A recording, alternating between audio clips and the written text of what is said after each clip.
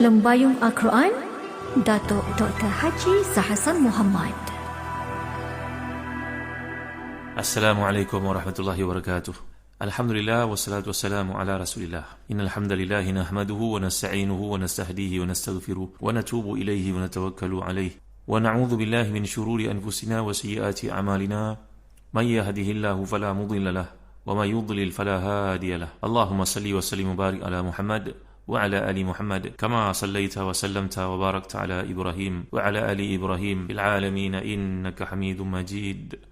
أما بعد. Para pendengar yang dirahmati dan dikasihi sekalian, cuba buka pada jilid ke-8, buka surat 29, tafsir Ibn Katsir, iaitu tafsiran ayat 41 dan 42 surah Yasin. A'udzubillahi minasyaitonir rajim. Wa ayatul lahum anna hamalna dhurriyyatahum fil fulkil mashhun wa khalaqna lahum min mithlihi ma yarkabun. Sadaqallahul azim. Dan satu tanda kebesaran Allah yang maha besar bagi mereka adalah kami mengangkut keturunan mereka dalam bahtera yang penuh muatan. Dan kami ciptakan untuk mereka yang akan mereka pandu seperti bahtera itu. Dalam tafsir Nukat Uyun oleh Imam Al-Mawardi menjelaskan, maksud ayatul lahum ini ibrah lahum li'anna fil ayati i'tibaran. Ataupun maksud ayatul lahum ini ni'matun alaihim li'anna fil ayati in'aman. Yang ketiga, dia juga mengandungi inzarun lahum li'anna fil ayati inzaran. Allahu Akbar. Kata Imam Al-Mawardi, ahli tafsir yang terkemuka dalam mazhab Syafi'i ini, bahawa bila Allah menggunakan setiap kali perkataan ayatun, dia mengandungi 3 komponen makna. Yang pertama ibrah. Ibrah ni makna jambatan, yang menjambatkan kita dengan satu tujuan yang Allah kehendaki supaya menambah iman, akidah ni tadi. Abara ya'buru maknanya menyeberang. Jadi perkataan ibrah ni berarti jambatan yang bawa kita kepada akidah yang kuat, subur. Dan dia juga mengandungi makna ni'matun alaihim li'anna fil ayati in'aman. Ada nikmat yang Allah nak sebutkan supaya mereka sedar akan hujan nikmat, kurnia nikmat yang diberikan. Ataupun dalam frasa ayat yang sedemikian, ayatul lahum juga mengandungi makna inzar, maknanya satu amaran supaya mereka mengambil pengajaran. Jadi anna hamalna dzurriyyatahum fil fulkil mashhun, kami bawakan keturunan mereka dalam kapal yang penuh dengan syarat. Ini merujuk kepada 3 pendapat, kata Imam Al-Mawardi. Ini pendekatan Imam Al-Mawardi yang ahli tafsir. Beliau akan mengemukakan wajah-wajah kepada maksud yang dikehendaki, iaitu bentuk-bentuk huraiannya. Yang pertama, mungkin maksudnya dzurriyyah al-aba hamalahumullahu ta'ala fi safinati Nuh alaihi salam. Qalahu Abban bin Uthman wa samal aba dzurriyyatan li'annahum minhum dzarul abna. Jadi mungkin yang pertama, kata beliau, ni merupakan datuk nenek moyang kita yang telah pun diselamatkan Allah dalam peristiwa banjir besar pada zaman Nabi Nuh AS. Ini merupakan pendapat Abban bin Uthman. Jadi dinamakan sebagai dzurriyyah kerana daripada mereka lah datang berkembangnya anak-anak. Dan telah saya huraikan pada kuliah yang terdahulu, rupa-rupanya bahasa Arab ni punya kayanya, konteksnya. Kadang-kadang satu makna tu membawa 2 perkara berbeza. Kita kalau guna satu perkataan, kadang-kadang makna penghinaan pun ada. Kita tengok orang yang, bagi contohnya orang yang lurus, orang yang tidak, orang yang jahil, kita kata ni tengok orang paling alim dah sampai, orang paling baik dah sampai, padahal orang tu penyenayah sebagai contohnya. Jadi kita mungkin bawa maksud yang kita sebut tu ta'rid, lawan pada tasrih. Tapi tidak, bahasa Arab ini kadang-kadang satu makna itu konteksnya berbeza, padahal perkataan yang sama. Macamlah maksud maula yang telah saya sebutkan pada kuliah terdahulu. Kita mengatakan sallallahu ala sayyidina wa maulana Muhammad, ataupun maulana azza wa jal. Kadang-kadang merujuk kepada Allah, merujuk kepada Nabi, maknanya tahapan yang tinggi. Tapi kadang-kadang perkataan maula, Zaid maula Aslam contohnya. Zaid merupakan bekas hamba kepada Aslam. Bekas hamba pula. Macam mana konteks ni? Kataannya sama, ejaannya sama, maksudnya beza. Ya, itulah satu konteks dalam bahasa Arab yang kalau kita belajar asma al-abdad. Al-abdad, alif dad, dal alif dal. Abdad, dia jamak bukan did. Jadi perkataan dzurriyyah ni tutlaq alal aba wal aulad. Dia dirujuk kepada bapa juga kepada anak dalam makna yang sama, dalam makna dan juga masa yang sama. La haula wala quwwata illa billahil aliyyil azim. Jadi bila Allah menyatakan anna hamalna dzurriyyatahum fil fulkil mashhun, dia mungkin merujuk pada datuk nenek moyang manusia ketika selamat pada zaman Nabi Nuh dahulu. Dan kemudian dia juga merujuk kepada al-abna, iaitu az-dzurriyyah, al-abna wan nisa. Kadang-kadang perkataan az-dzurriyyah ni merujuk kepada anak-anak dan juga golongan wanita. Li'annahum dzarul aba humilu fis sufun wal fulk hiya sufun al-kibar. Qalahu Suddi. Kata Suddi pula, maksud kepada dzurriyyah ni adalah merujuk kepada keturunan dan juga perempuan, keturunan dan juga wanita-wanita. Kerana mereka merupakan seolah-olah seperti ladang, mereka lah merupakan keturunan, mana daripada mereka berkembang biak anak-anak selepas itu. Mungkin juga dimasukkan yang ketiga, kata Imam Al-Mawardi, iaitu an-nutaf, maknanya jamak kepada nutfah. hamalah Allahu azza wa jalla fi butuni nisa tashbihan bil falak al mashhun. Mungkin juga dimasukkan sini babi isti'arah, iaitu disamakan rahim orang perempuan itu seperti kapal yang mana dia menyimpan benih daripada seorang lelaki, maka seolah-olah dimaksudkan seperti itu dalam satu makna yang lebih luas yang dikehendaki.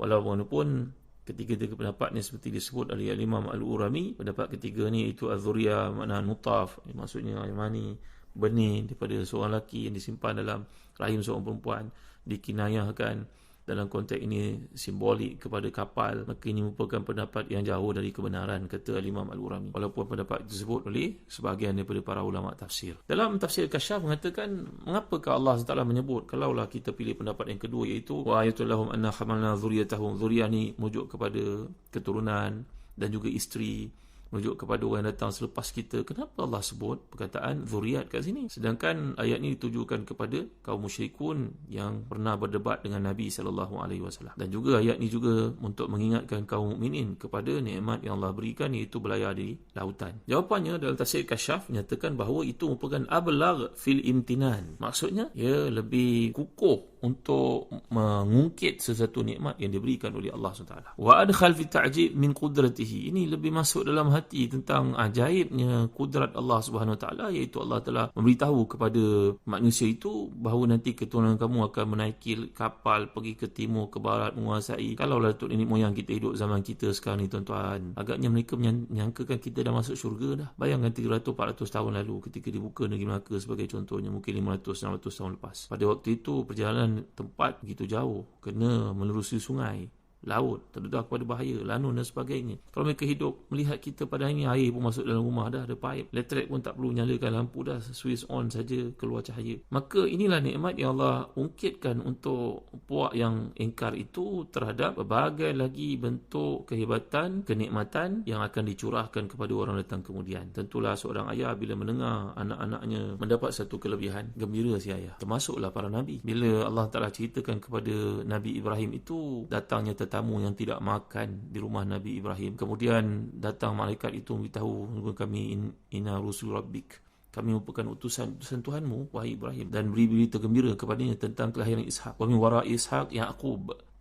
Malaikat-malaikat yang bertemu dengan Nabi Ibrahim. Nabi Ibrahim seorang pemurah, menyediakan makanan yang enak untuk mereka, tapi mereka tidak makan. Maka Nabi Ibrahim menjadi takut, adakah niat datang tetamu ini perkara-perkara yang buruk. Maka kemudian malaikat itu memberitahu kepada Ibrahim AS tentang isinya akan mengandung. Maka terkejutlah Sarah yang mendengar perkara itu, sedangkan usianya sudah lanjut. Ibrahim pun sudah tua alaihissalam. Maka Allah mengembirakan Ibrahim AS bahawasanya baginda akan dapat putera dari Sarah itu yang bernama Ishak. Dan selepas Ishak itu adalah Yaqub. Maka bukankah ia satu nikmat, tuan-tuan dimuliakan Allah sekalian? Kita tidaklah kemampuan seperti ini, cuma kita doakan seseorang yang berkahwin, moga-moga besok dapat anak bernama Yahya, anak bernama Zakaria. Kita doakan supaya mereka dapat keturunan. Itu merupakan doa. Tetapi dalam firman Allah dekat sini menunjukkan kepada semua kaum muslimin baik, kaum musyrikin baik, bahawa anak-anak kamu nanti akan berada pada tahap yang lebih baik daripada kamu. Bayangkan, kata Imam Al-Urami, kalau ayat ini menceritakan bahawa wa ayatul lahum anna hamalnakum fil fulkil mashhun, kami akan bawa kamu menaiki kapal-kapal yang besar syarat dengan muatan. Kalau Allah sebut ayat ini tuju khitabnya kepada anda sahaja, maka dia tidak ablagh fil imtinan, seperti kata Sahibul Kasyaf. Tetapi bila Allah sebut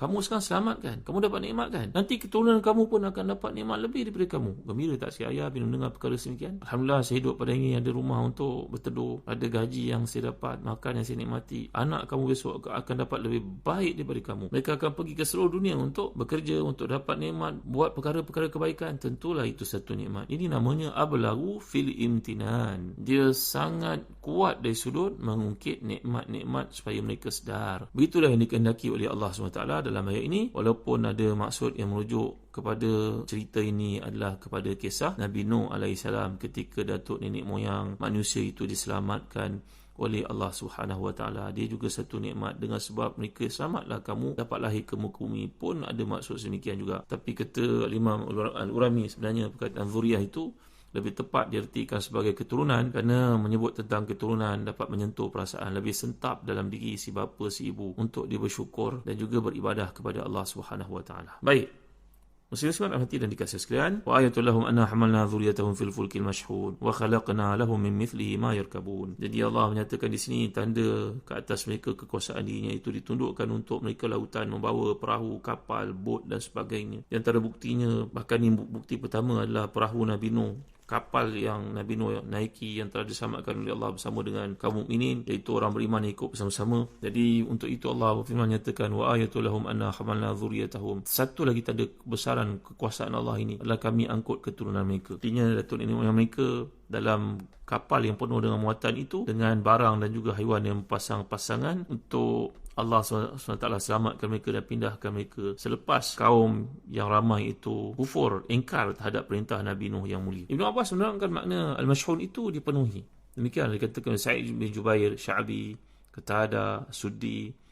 Sedangkan Ad-Dhahhak, Qatadah dan Ibn Zaid mengatakan bahawa itu perahu Nabi Nuh AS. Lalu Allah menyatakan lagi, wa khalaqna lahum min mithlihi ma yarkabun. Dan kami ciptakan untuk mereka yang akan mereka pandu seperti bahtera itu. Al-Aufi berkata daripada Ibn Abbas, yang dimaksudkan kat sini adalah unta. Kerana unta pula ibarat macam kapal yang digunakan untuk mengangkut barang di daratan, dan dia juga boleh ditunggang. Demikianlah kata para ulama yang lain, para ahli mufassirin yang lain, seperti Ikrimah, Mujahid, Al-Hasan, Qatadah, dan ini merupakan satu pendapat daripada Abdullah bin Shaddad. As-Suddi pula menjelaskan maksud kat sini, wa khalaqna lahum min mithlihi ma yarkabun. Inilah haiwan-haiwan ternak, seperti contohnya lembu, kuda, apa sahaja, bukan saja mereka boleh ambil susunya, mereka juga boleh tunggang pada tempat-tempat yang tertentu. Jadi Ibn Jarir mengatakan daripada Ibn Abbas radhiyallahu anhuma, apakah kamu faham maksud wa khalaqna lahum min mithlihi ma yarkabun? Kami menjawab tidak. Ibn Abbas mengatakan itulah perahu-perahu sejenis ataupun kapal-kapal sejenis dengan apa yang telah dibuat oleh Nabi Nuh AS,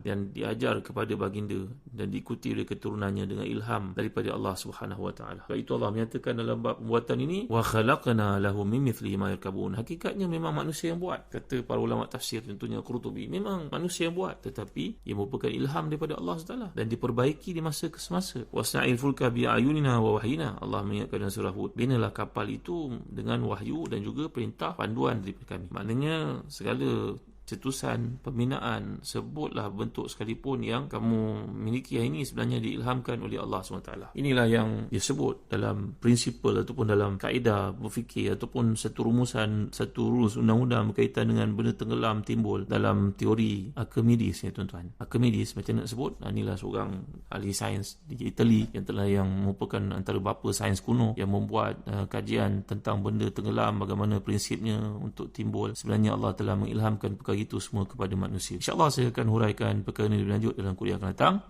Wallahu a'lam wa sallallahu ala sayyidina Muhammad wa ala alihi wa sahbihi wa baraka wa sallam. Walhamdulillahi rabbil alamin wa barakallahu fikum. Wassalamu alaikum warahmatullahi wabarakatuh.